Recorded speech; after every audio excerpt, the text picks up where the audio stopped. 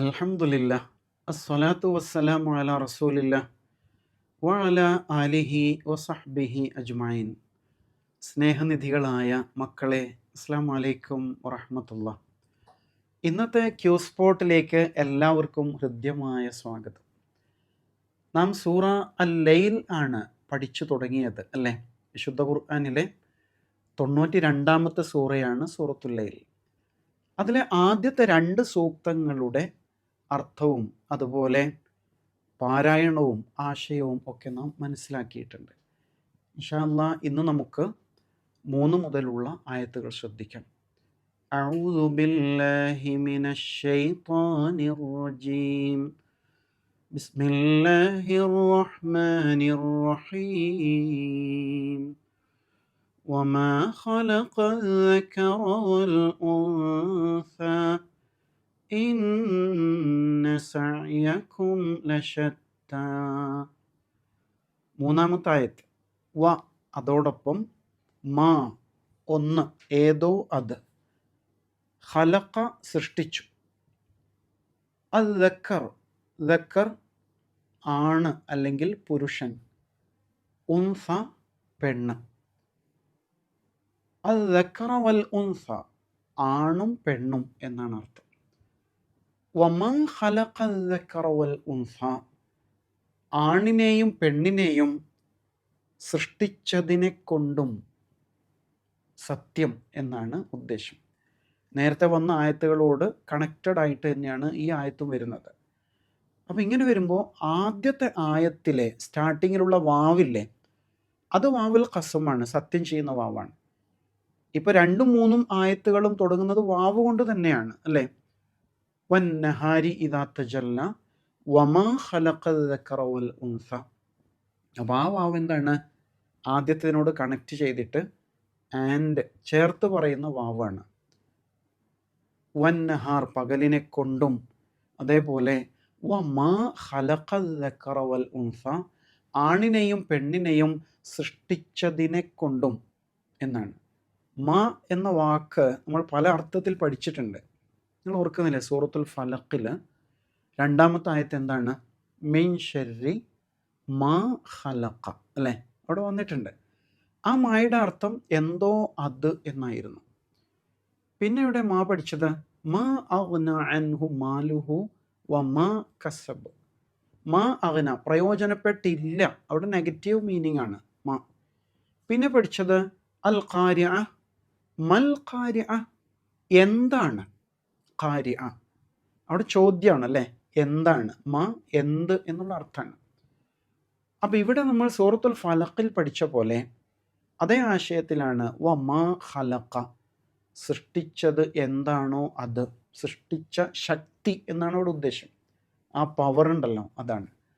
അതല്ലെങ്കിൽ മാ എന്നതിന് ആരോ അവൻ എന്ന് തന്നെ അർത്ഥം പറയാം.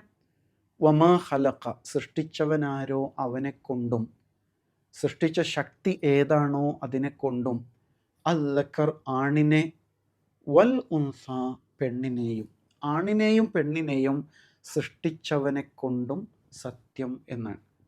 എന്താ ഉദ്ദേശം? ആണ് പെണ്ണ് എന്ന് പറയുമ്പം മെയിൽ ആൻഡ് ഫീമെയിൽ അല്ലേ?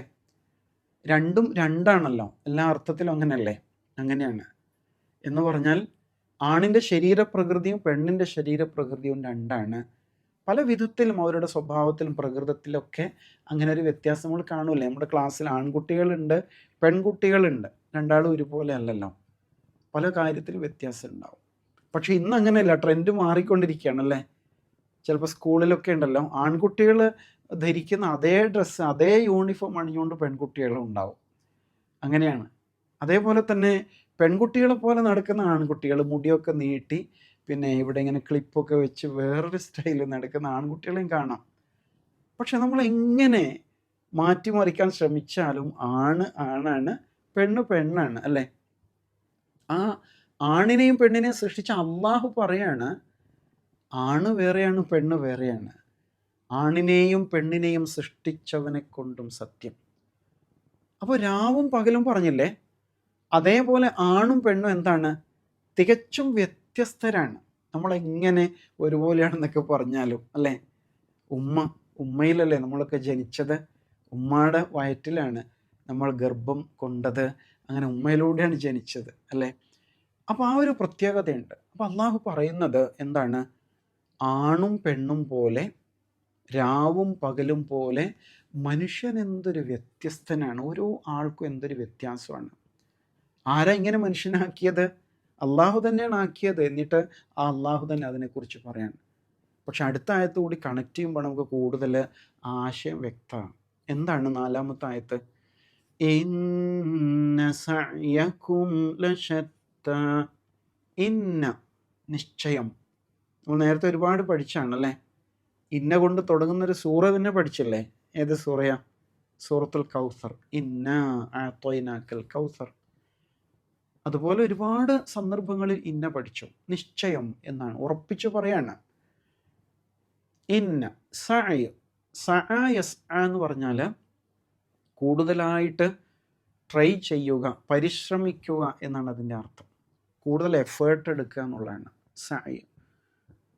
ഒരാൾ നടക്കുകയാണ്, നടത്തം ഒന്നുകൂടി സ്പീഡാകുമ്പോൾ എന്തായി? അതിന് ഓട്ടം എന്ന് നമ്മൾ പറയും. അറബി ഭാഷയിൽ സഅയ് ഓട്ടം എന്ന അർത്ഥത്തിൽ തന്നെ ഉപയോഗിക്കുന്നുണ്ട്. ഇപ്പം ഹജ്ജിന് പോകുന്നവർ, ഉംറക്ക് പോകുന്നവരൊക്കെ ഓടുന്നൊരു സ്ഥലമില്ലേ? എവിടെ ഓടുക? സഫാ മറുവയ്ക്കിടയിൽ അല്ലേ, 2 കുന്നുകൾക്കിടയിൽ. പ്രത്യേകിച്ച് പുരുഷന്മാർ അതിൻ്റെ മധ്യഭാഗത്തെത്തുമ്പോൾ പ്രത്യേകമായിട്ട് അവർ ഓടണം എന്നാണ്. അപ്പോൾ അതിന് സഅയ് എന്നാണ് പറയാം. ഇവിടെ ഉപയോഗിച്ചിരിക്കുന്നത് പരിശ്രമം, അധ്വാനം എന്ന അർത്ഥത്തിലാണ്. ഇന്ന സഅയക്കും, നിശ്ചയം നിങ്ങളുടെ പരിശ്രമം, ല തീർച്ചയായും, ശത്ത വിവിധങ്ങളാണ്, വ്യത്യസ്തമാണ് എന്നാണ് അള്ളാഹു പറയുന്നത്. ഇന്നയുടെ കൂടെ ല വരുന്ന രൂപം നമ്മൾ കുറേ പഠിച്ചില്ലേ? അതൊക്കെ ലിസ്റ്റ് ചെയ്യണം കേട്ടോ, എങ്കിലേ മനസ്സിൽ നിൽക്കുള്ളൂ. എവിടെ പഠിച്ചത്? ഇന്നൽ ഇൻസാന ല ഫീ ഖുസ്ർ അല്ലേ. ഇന്നൽ ഇൻസാന ലി റബ്ബിഹി ല കനൂദ്, ഇന്നൽ ഇൻസാന ല യത്ഗാ. ഇങ്ങനെ ഒരുപാട് നമുക്ക് കളക്ട് ചെയ്യാൻ പറ്റും. ഇവിടെയും അതേ ശൈലിയാണ്. ഇന്ന സഅയക്കും ല ശത്ത. ശത്ത എന്ന വാക്ക് കേൾക്കുമ്പോൾ നിങ്ങൾ വേറൊരു വാക്ക് ഓർക്കുന്നുണ്ടാവും. എനിക്കിങ്ങനെ ഓർമ്മ വരികയാണ്. നമ്മൾ പഠിച്ച ആയത്തുകൾ തന്നെ ഓർത്ത് നോക്കിയാൽ മതി. ശത്തയുമായി ബന്ധപ്പെട്ടൊരു ആയത്ത് എവിടെ നമ്മൾ പഠിച്ചത്? യൗമ ഇദി യസ്ദുറുന്നാസു അഷ്താത്ത് അഷ്താത്തൻ ലിയുറൗ അഅമാലഹും. ഓർക്കുന്നില്ലേ? മനുഷ്യന്മാരിങ്ങനെ അള്ളാഹുവിൻ്റെ അടുക്കലേക്ക് ഓടി വരുന്ന ദിവസമാണ്. എങ്ങനെ? അഷ്താത്തൻ, ചിന്നിച്ചിതറിയവരായിട്ട്. ഇവിടെയും അത് തന്നെയാണ്. അതിൻ്റെ ഏകവചന രൂപമാണ് ശത്ത എന്നത്. ഇന്ന സഅയക്കും ലശത്ത, നിങ്ങളുടെ പരിശ്രമം വ്യത്യസ്തമായിരിക്കുന്നു. എന്താ അങ്ങനെ പറഞ്ഞത്? ഇപ്പം രൂപം തന്നെ നിങ്ങൾ നോക്ക്. നമ്മുടെ ബ്രദേഴ്സ് അല്ലേ, ഒരേ ഉമ്മയുടെ വാപ്പയുടെ മക്കളാണ്. പക്ഷെ ഇക്കാക്ക ഒരു രൂപത്തിലാണ്, ഇത്താത്ത വേറൊരു സ്റ്റൈലാണ് അല്ലേ. അനിയനും അനിയത്തിയും പിന്നെ വേറൊരു രൂപത്തിലാണ്. രൂപം തന്നെ വ്യത്യാസം ഉണ്ടാവും, മുഖത്തിൻ്റെ സ്റ്റൈലൊക്കെ വ്യത്യാസം. അതുമാത്രമാണോ? അല്ല, മനുഷ്യൻ്റെ പ്രവർത്തനങ്ങളൊക്കെ ഭയങ്കര വ്യത്യാസമാണ്. നമ്മൾ നല്ലത് ചിന്തിക്കുമ്പോൾ ചിലപ്പോൾ നമ്മുടെ ക്ലാസ്സിലെ നമ്മുടെ ഫ്രണ്ട് വേറൊരു സ്റ്റൈലായിരിക്കും ചിന്തിക്കുന്നത് അല്ലേ. അങ്ങനെയൊന്നും ചെയ്യാൻ പാടില്ലടാ എന്ന് നമ്മൾ പറയുമ്പോൾ, എന്താ ചെയ്താൽ ഞാൻ എന്തായാലും അങ്ങനെ ചെയ്യും എന്നായിരിക്കും മറ്റേ ആൾ പറയാം. ഇങ്ങനെ മനുഷ്യൻ്റെ പ്രകൃതവും അതുപോലെ പ്രവൃത്തികളൊക്കെ തികച്ചും വ്യത്യസ്തമായിരിക്കുന്നു എന്ന് അള്ളാഹു പറയുന്നു. നല്ല മനുഷ്യരുണ്ട്, ചീത്ത മനുഷ്യരുണ്ടല്ലേ. നല്ല ആൾക്കാരെ ഉപദ്രവിക്കുകയും കൊന്നുകളയൊക്കെ ചെയ്യുന്ന ആളുകൾ. ഇപ്പോൾ ലോകത്ത് യുദ്ധം നടക്കുമ്പോൾ ആലോചിച്ച് നോക്കൂ. ഇറാനെതിരിൽ അമേരിക്കയും ഇസ്രയേലും കൂടി വളരെ ശക്തമായിട്ട് ആക്രമണം നടത്തുകയാണ് ചെയ്യുന്നത് അല്ലേ. അപ്പോൾ ഇറാൻ സമാധാനത്തിൻ്റെ വഴി സ്വീകരിക്കുമ്പോൾ മറ്റൊരു അക്രമത്തിൻ്റെ വഴി സ്വീകരിക്കുകയാണ്. ഇങ്ങനെ ഭയങ്കര വ്യത്യാസമാണ് മനുഷ്യർക്കിടയിൽ. ആദം അലൈഹി ഇസ്ലാമിൻ്റെ 2 മക്കളുണ്ടായില്ലേ? ആരൊക്കെയാ? ഒരാൾ കാബീലാണ്, മറ്റേ ആൾ ഹാബീലാണ്. കാബീൽ എന്ത് ചെയ്തു? ഹാബീൽ എന്ന സഹോദരനെ കൊല്ലാനൊരുങ്ങി. അപ്പോൾ ഹാബീൽ എന്താ പറഞ്ഞത്? നീ എനിക്ക് നേരെ കൈ ഓങ്ങിയാലും ഞാൻ നിന്നെ ഒന്നും ചെയ്യില്ല എന്ന് പറയുന്നുണ്ട് അല്ലേ. അപ്പോൾ രണ്ടും 2 സ്റ്റൈല്. എന്താ ഇതിൻ്റെ കാരണം? അള്ളാഹു മനുഷ്യന് അതിനുള്ള ഫ്രീഡം നൽകിയിട്ടുണ്ട്. പക്ഷെ ഫ്രീഡം നൽകിയത് എന്തും ചെയ്ത് ജീവിക്കാൻ വേണ്ടിയാണോ?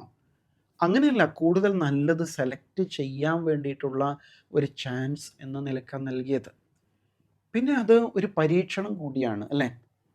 അങ്ങനെയല്ലേ? നമുക്കിപ്പോൾ നമ്മളോട് ഫ്രീ ആയിട്ടൊരു സ്ഥലത്തേക്ക് പോകാൻ പറഞ്ഞാൽ നമുക്ക് തോന്നുന്ന എന്തും കളിക്കാം. പക്ഷെ നല്ലത് മാത്രം ചെയ്യുമ്പോഴാണ് നമ്മൾ നല്ലവരായി തീരുന്നത്. അതേസമയം തെറ്റായ വഴി സ്വീകരിക്കുമ്പോൾ അതനുസരിച്ചുള്ള മോശം നമ്മുടെ ലൈഫിൽ കടന്നു വരും. ഇന്ന സഅയക്കും ലശത്ത. അപ്പോൾ അള്ളാഹു പറയാണ്, ഒരേ ഉമ്മയ്ക്കും വാപ്പയ്ക്കും ജനിച്ചവർ, അള്ളാഹു താല സൃഷ്ടിച്ചവർ, അവരുടെ പ്രവൃത്തികൾ നോക്കൂ, തികച്ചും വ്യത്യസ്തമായിരിക്കുന്നുവല്ലോ എന്ന് അള്ളാഹു പറയാണ്. ഇനി അടുത്ത ആയത്തുകളിൽ 6 ആയത്തുകളിൽ അള്ളാഹു സുബ്ഹാനഹു വ തആല മനുഷ്യരിലെ നന്മയും തിന്മയും വേർതിരിച്ച് കാണിക്കും. 2 തരം ആൾക്കാരെ നമ്മുടെ മുമ്പിൽ എക്സാമ്പിളായിട്ട് കൊണ്ടുവന്ന് വെച്ചിട്ട് നമ്മോട് ചോദിക്കും, ഇതിൽ ആരാണ് ശരി, ആരാണ് തെറ്റ്, നിങ്ങൾക്ക് ആരെയാണ് ഇഷ്ടം, ആരെയാണ് നിങ്ങൾക്ക് ഇഷ്ടപ്പെടാൻ കഴിയാത്തത് എന്ന് അള്ളാഹു തആല നമുക്ക് കാണിച്ചു തരും. ഇൻഷാ അല്ലാഹ് അടുത്ത ആയത്തുകളിൽ ശ്രദ്ധിക്കാം. അള്ളാഹു സുബ്ഹാനഹു വ തആല ഏറ്റവും നല്ലത് സെലക്ട് ചെയ്യാനുള്ള കഴിവ് നൽകി നമ്മെ അനുഗ്രഹിക്കുമാറാവട്ടെ. വ ആഖിറു ദഅ്വാന അനിൽ ഹംദുലില്ലാഹി റബ്ബിൽ ആലമീൻ. അസ്സലാമു അലൈക്കും വറഹ്മത്തുള്ളാഹി.